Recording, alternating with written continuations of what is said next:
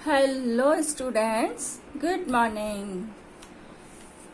Students, आज हम कक्षा 7 की पाठ्य पुस्तक मधुरिमा, जो कि हमारी हिंदी की बुक है, उसका फर्स्ट चैप्टर रीड करेंगे। फर्स्ट चैप्टर है हमारा कविता के रूप में। कविता है हमारी बासंती भोर। पहले भी आपने ऋतुओं से संबंधित कई कविताएं पढ़ी होगी पूर्व कक्षाओं में। अब हम आज आपकी पाठ्य पुस्तक की ये कविता बासंती भोर को पढ़ने जा रहे हैं। इस कविता में कवि ने जो बसंत ऋतु होती है उसके प्रातः काल की प्राकृतिक सुंदरता का वर्णन किया है। बहुत ही सुंदर वर्णन किया है कि बसंत ऋतु में प्रातः काल की सुबह सवेरे की जो सुंदरता होती है कितनी अच्छी होती है। आपने भी कभी देखा होगा, कहीं सुबह सुबह घूमने जाते हो, कितने मनमोहक दृश्य दिखाई देते हैं। सुगंधित पवन चलती है और सूर्य उदय का समय होता है। तो ये सब प्राकृतिक सुंदरता हमें घरों से बाहर निकलने पर ही दिखाई देती है। बच्चों, आप जानते हो कि कितनी ऋतुएं होती हैं?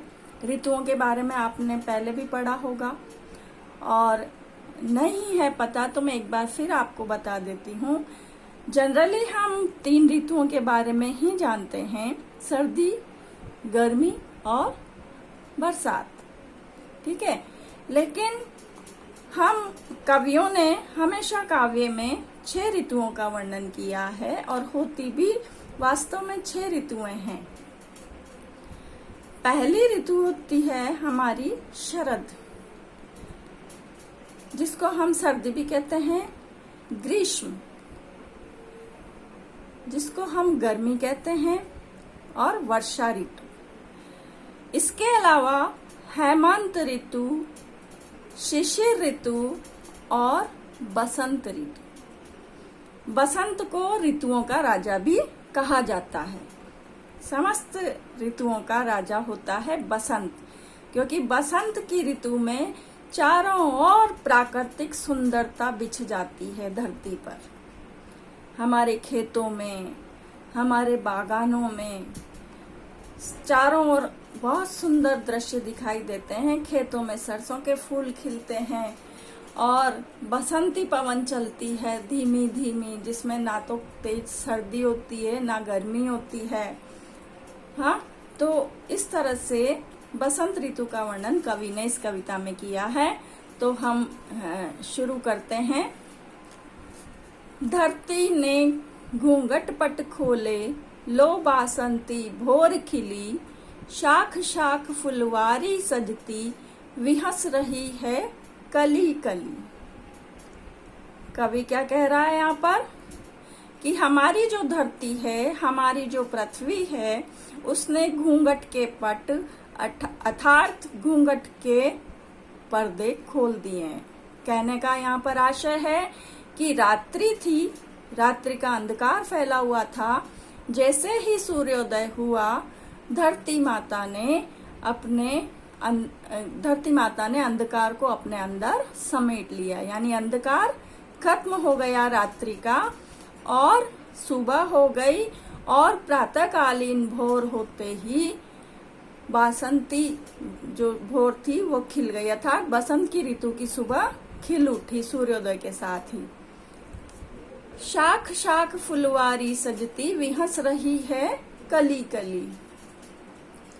पेड़ों की हर शाख पर, हर शाखा पर, जो भी पेड़ और पौधे लगे हुए हैं प्रकृति में, उसकी हर शाखा पर फूल सज रहे हैं, शोभायमान हो रहे हैं, फूल खिल रहे हैं और विहस रही है कली कली। और जहां भी पौधों पर कलियां खिली हुई है वो सूर्योदय के साथ ही खिलने लगी है। विहस रही यानी हंसने लगी है। विहस का मतलब यहाँ पर हम आशय लेंगे खिलने लगी है सूर्योदय के साथ ही। तो समझ में आया आपको? ये दोनों पद्य आगे बढ़ते हैं हम। मलय पवन इठलाती फिरती, किसे ढूंढने कहाँ चली। लो बासंती भोर खिली, कानों में अमृत रस घोले। भंवरा गुनगुन करता डोले। फूल फूल मंडराई तितली, लो बासंती भोर खिली। अब इसमें कवि कहना चाह रहा है कि मलय पवन, मलय पवन किससे कहते हैं? सुगंधित हवा। ऐसा माना जाता है कि जो मलय पर्वत है उससे जो उस पर चंदन के पेड़ हैं और चंदन के पेड़ों के साथ गुजरती हुई जो हवा मलय पर्वत से आती है वो अपने साथ सुगंध लेके आती है, खुशबू लेके आती है। तो सुगंधित पवन, सुगंधित हवा इठला इठला कर चारों ओर फिर रही है, अर्थात सुगंधित पवन डोल रही है, चल रही है। किसे ढूंढने कहाँ चली? कवि पूछता है कि ये सुगंधित पवन किसे ढूंढ रही है और कहाँ की ओर निकली है। लो बासंती भोर खिली, कानों में अमृत रस घोले। जो भंवरा होता है उसके लिए कवि कहता है कि भंवरा गुनगुन करता हुआ इधर उधर फूलों पर डोल रहा है। तो वो इस तरह गुनगुनाहट कर रहा है, इस तरह गुनगुनाहट हमारे कानों को मीठी लग रही है उस समय कि जैसे कानों में अमृत रस घुल गया हो। अमृत रस अर्थात मधुर संगीत। भंवरा गुनगुन करता हुआ हमारे कानों में अमृत रस अर्थात मधुर संगीत घोल रहा है। बहुत मधुर गुनगुनाहट भंवरे की लग रही है। फूल फूल मंडराई तितली, फूल फूल मंडराई तितली, लो बासंती भोर खुली। और कवि कहता है कि बासंती भोर का प्रातःकालीन सौंदर्य इतना अच्छा है कि चारों ओर हर एक फूल पर तितलियां मंडरा रही है। तो देखो कितनी सुंदर बसंत की भोर, बसंत की सुबह खिल रही है। सूरज धूप किरण का डेरा, बड़ी दूर था रैन बसेरा। चारों ओर सूरज की धूप खिल चुकी है। सूर्य की किरणों ने चारों ओर अपना डेरा डाल दिया है, अर्थात धूप खिल चुकी है प्रकृति में। बड़ी दूर था रैन बसेरा। अभी तो रैन बसेरा बहुत दूर है क्योंकि अभी तो प्रातः काल हुआ है और रात्रि के सोने का समय। रैन बसेरा अभी तो बहुत दूर है। किरणों की सीढ़ी से फिसली, नव वसंत की धूप चली। लो बासंती भोर खिली। और अब किरणों की जो सूर्य की किरणें पड़ रही है धरती पर, उन्हें सीढ़ियों के समान बताया है कवि ने कि किरणों की सीढ़ियां बनी हुई है और उन सीढ़ियों से नए बसंत की जो धूप आ रही है वो फिसलती चली जा रही है, अर्थात आगे बढ़ती चली जा रही है। सूर्यदेव ऊपर उठ रहे हैं। सूर्य उदय होने के बाद जब सूर्य आसमान में चढ़ता है तो ऊपर की ओर उठ रहे हैं।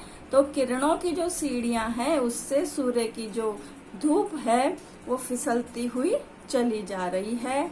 लो बासंती भोर खिली। देखो कितनी सुंदर वसंत ऋतु की भोर खिल चुकी है, अर्थात बसंत ऋतु का जो प्रातःकालीन सौंदर्य का वर्णन है, प्रकृति की जो सुंदरता है, कवि ने बहुत ही कम शब्दों में बहुत ही अच्छे तरीके से वर्णन किया है। तो आशा है आप लोगों को ये कविता समझ आई होगी। एक बार आप सभी अपनी बुक को ओपन करके, बुक खोल करके और इस कविता का पठन करें और इसको समझें। कुछ कठिन शब्द हैं तो आपने साथ के साथ लिखते चलें जब मैं पढ़ाऊं, और कुछ पीछे भी दिए हुए हैं हमारे, तो आप उन कठिन शब्दों को अपनी नोटबुक में राइट करें। जैसे आप देखिए, पट पट का अर्थ होता है दरवाजा। हमने फर्स्ट पद में ही पढ़ा था। भोर, सुबह, शाख, टहनी या डाली, रैन बसेरा, रात को सोने की जगह, मलय पवन, चंदन की खुशबू वाली हवा, बासंती, बसंत ऋतु की, डेरा होता है रहने का स्थान, फुलवारी, छोटा बगीचा, बिहसना, मुस्कुराना, नव, नया। तो इस तरह से ये कुछ कठिन शब्द हैं जो आप अपनी नोटबुक में राइट करेंगे। और कुछ शब्द यहाँ दिए हुए हैं, इनको उच्चारण करें। किस तरह से बोला जाता है? घूंघट, बासंती, भोर, अमृत, विहस, मलय, भंवरा, फुलवारी, ढूंढने, मंडराई। ये सारे जो शब्द हैं मोस्टली अनुनासिक वर्ण से बने हुए हैं। अनुनासिक यहाँ पर चिन्ह लगे हुए हैं, आप देखिए सभी में जो नाक और मुंह से एक साथ बोले जाते हैं चंद्र बिंदु लगाने के बाद, वो शब्द हैं। इनको बोलने की कोशिश करें, ठीक है? तो इनके कुछ क्वेश्चन आंसर हैं, वो हम करेंगे, लेकिन अब अगली वीडियो में हो सके तो हम इनको एक बार यहाँ पर रिवाइज भी कर लें, आप स्वयं भी सेल्फ भी करें। घूंघट के पट किसने खोले हैं? हमने अभी पढ़ा है, धरती ने घूंघट के पट खोले हैं। फुलवारी कहाँ सजी है? फुलवारी कहाँ सजी है? शाख शाख पर, यानी टहनी टहनी पर, डाली डाली पर। तितली कहाँ मंडरा रही है? तितली हर डाली पर मंडरा रही है, हर फूल पर मंडरा रही है। किरणों की सीढ़ी से फिसलकर कौन चली है? बासंती धूप। तो इस तरह से हमें ये क्वेश्चन आंसर भी करने हैं अपने नोटबुक में। धरती ने क्या खोले हैं? जादू के डिब्बे, घर के द्वार, घूंघट के पट। घूंघट के पट राइट। कली कली क्या कर रही है?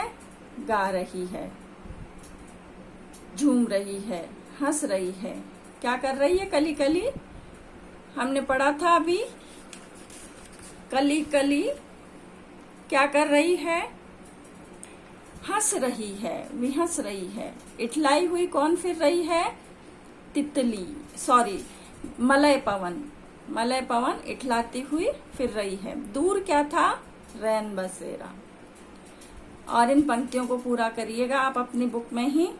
उसके बाद हम नेक्स्ट क्वेश्चन, प्रश्न के क्वेश्चन आंसर सॉल्व करेंगे और आपको ये अपनी नोटबुक में करके और हमें भेजना है। Okay, good bye.